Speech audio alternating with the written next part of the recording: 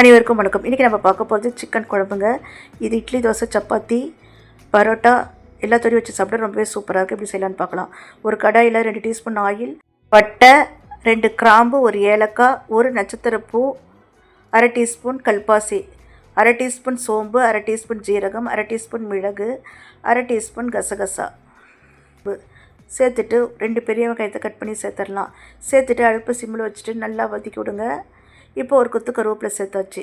சேர்த்துட்டு வெங்காயம் கண்ணாடி பதம் வரணும். இதில் 5 முந்திரி பருப்பு சேர்த்துருக்குறேன். முந்திரி பருப்பு இல்லைன்னா நீங்கள் பொட்டுக்கடலை கூட 1 டீஸ்பூன் சேர்த்துக்கலாம். 2 தக்காளி கட் பண்ணி இதில் சேர்த்துருக்குறேன். தக்காளி வதங்கிருச்சு. 1 டீஸ்பூன் காஷ்மீரி சில்லி, 2 டீஸ்பூன் மல்லித்தூள், 1/4 டீஸ்பூன் மஞ்சள் தூள் சேர்த்துட்டு இது ஒரு ஃபைன் பேஸ்ட்டாக தேங்காய் இதிலேயே ஆட் பண்ணியிருக்கிறேன். தேங்காயில் பார்த்திங்கனாக்கா ஒரு 3 டேபிள் ஸ்பூன் தேங்காய் சேர்த்துருக்குறேன்.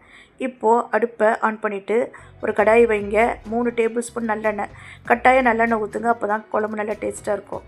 ஒரு பெரிய வெங்காயம், 2 டீஸ்பூன் இஞ்சி பூண்டு பேஸ்ட், ஒரு தக்காளி சேர்த்துட்டு இஞ்சி பூண்டு பச்சை வாடை போகிற அளவுக்கு வதக்கி விடுங்க. நம்ம அரைச்சி வச்ச மசாலாவை இதில் சேர்த்துடலாம்.